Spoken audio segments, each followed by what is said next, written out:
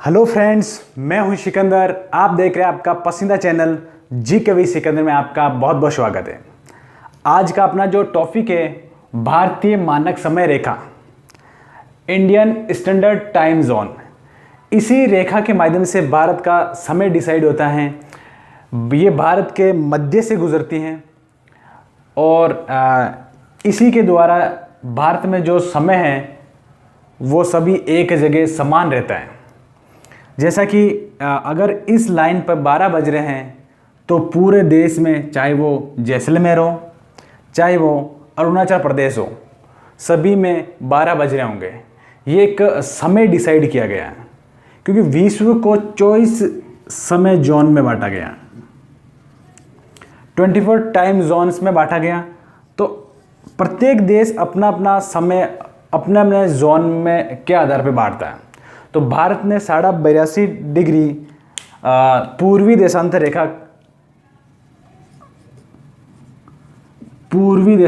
रेखा का डिसीजन किया कि ये भारतीय मानक समय रेखा होगी। इसी ही 82.5 पूर्वी देशांतर को ही मानक समय क्यों बनाया गया?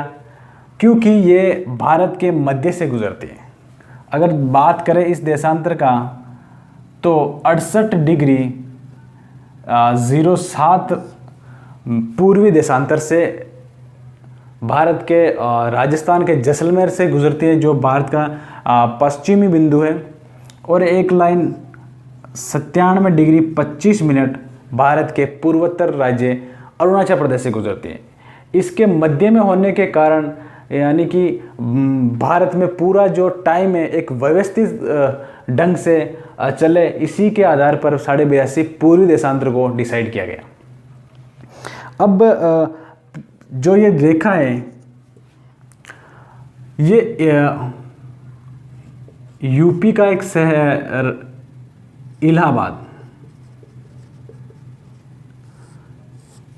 इलाहाबाद के नैनी या मिर्जापुर नामक स्थान से गुजरती है। 82.5 डिग्री पूर्वी देशांतर यूपी उत्तर प्रदेश के इलाहाबाद नैनी नामक स्थान, कभी कभी ये भी पूछा जाता है मिर्जापुर नामक स्थान से गुजरती है। अब इलाहाबाद का नाम प्रयागराज है, इसका नया नाम प्रयागराज है। तो ऑप्शन में आपको प्रयागराज भी मिल सकता है। तो इस पर थोड़ा ध्यान देने वाली बात कि इलाहाबाद के 82.5 डिग्री पूर्वी देशांतर किस शहर से गुजरती है, तो वो है प्रयागराज या इलाहाबाद। इन दोनों में से एक ही नाम है।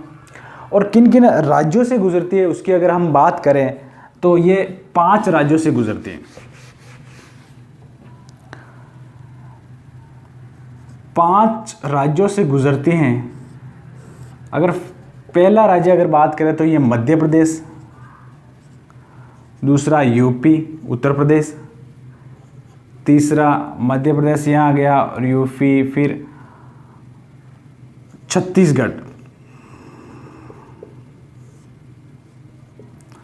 फिर उसके बाद में आएगा ओडिशा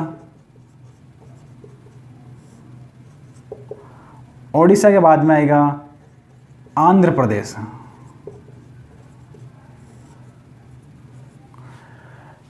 82.5 डिग्री पूर्वी देशांतर जो मानक समय रेखा है वो 5 राज्यों से गुजरती है, मध्य प्रदेश, उत्तर प्रदेश, छत्तीसगढ़, ओडिशा और आंध्र प्रदेश। कई बार क्वेश्चन आया हुआ है और ये क्वेश्चन आ सकता है कि मानक समय रेखा कितने राज्यों से गुजरती है। अब कुछ फैक्ट की हम अगर बात करें तो मानक समय रेखा और एक रेखा गुजरती है, पिछले वीडियो में मैंने बताया कर्क रेखा। मानक समय रेखा और कर्क रेखा एक दूसरे को यहाँ इस जगह क्रॉस करती हैं।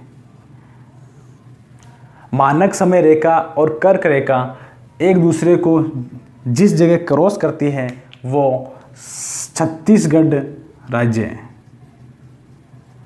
कौन सा राज्य है? छत्तीसगढ़ राज्य।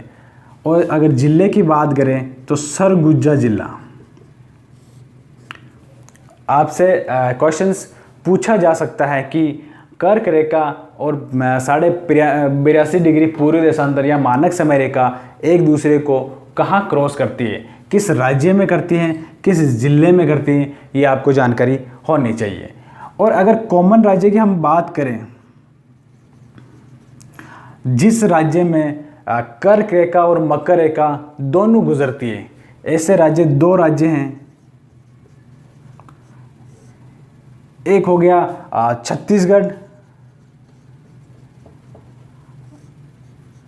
एक हो गया मध्य प्रदेश। यानी छत्तीसगढ़ राज्य से कर्क रेखा भी गुजरती है, मकर रेखा भी गुजरती है, और मध्य प्रदेश से कर्क रेखा भी गुजरती है और कर्क रेखा भी गुजरती है, और उसके बाद जो मानक समय रेखा है वो भी गुजरती है। यानी कि ये दो ऐसे राज्य हैं जहाँ पर दोनों रेखा गुजरती है, और 5 राज्यों से गुजरती है, मैं आपको डिस्कस कर चुका हूँ।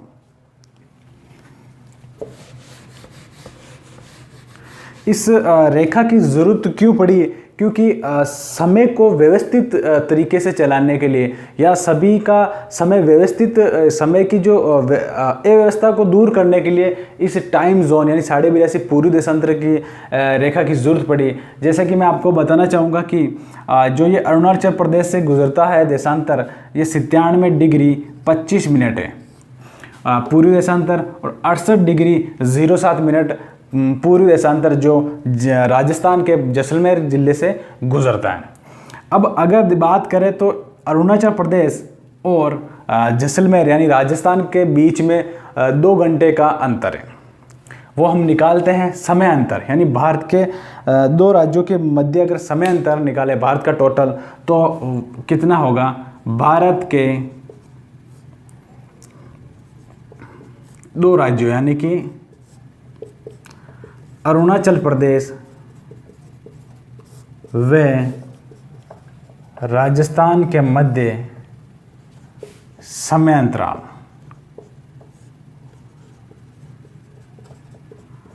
तो सबसे पहले जैसा कि आपको पता है कि समय अंतराल निकालना मेरा पिछला वाला वीडियो आप देख सकते हैं, समय टाइम कैलकुलेशन का मैंने बनाया है। तो इसमें हम कैसे करेंगे? सबसे पहले दोनों देशांतरों के बीच का अंतर ज्ञात करेंगे।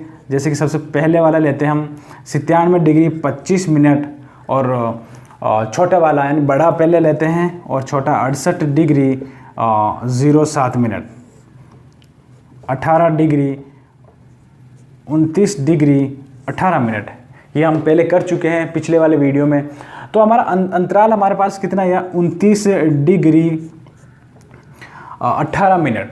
जैसे कि ये भारत के देशांतरीय अंतराल भी पूछा जा सकता है। भारत का देशांतरीय अंतराल कितना है? 29 डिग्री 18 मिनट। तो हम इसे अब सरल करेंगे। जैसा कि 1 डिग्री को पार करने में 4 मिनट लगता है, तो उसी टाइप 29 डिग्री और 18 मिनट को हम सरल करेंगे। इनको दोनों को 4 से इंटू करेंगे, 9 चौक 36, 8 11, 116 मिनट, और इधर आ गया 72 सेकेंड। 116 मिनट और 72 सेकेंड। समझने की कोशिश करें, ये अरुणाचल प्रदेश और राजस्थान के मध्य का जो समय अंतराल है कितना डिफरेंट आता है, वो निकाला जा रहा है। 100 तो हम 72 को 1 मिनट और 12 सेकेंड लिख सकते हैं। तो 1 मिनट को इसमें काउंट करेंगे तो 117 मिनट और 12 सेकेंड। फिर वापस यहाँ समझें, 117 मिनट, 117 मिनट और 12 सेकेंड। 117 मिनट को हम 1 घंटा 57 मिनट और 12 सेकेंड लिख सकते हैं। तो हमारे पास ये सॉल्यूशन निकला है कि अगर अरुणाचल प्रदेश और राजस्थान का जो टाइम अंतराल निकाला जाए तो 1 घंटा 57 मिनट 12 सेकेंड, यानी कि अगर लगभग 2 घंटे का समय इन दोनों स्थानों के बीच में, इन दोनों राज्यों के बीच में समय का अंतराल रहता है। अगर यहाँ पर सुबह के 5 बज रहे हैं तो यहाँ पर और 3 बजेंगे। यहाँ पर पहले सूर्य उदय होगा और वहाँ पर बाद में होगा। तो 2 घंटा पीछे चल रहा होगा। तो इस 2 घंटे की वजह से भारत में 82.5 डिग्री पूर्वी देशांतर रेखा का निर्धारण किया गया, जिससे कि सभी का टाइम एक हो सके। तो अब हम थोड़ी और जानकारी लेते हैं कि कुछ फैक्ट पर आते हैं।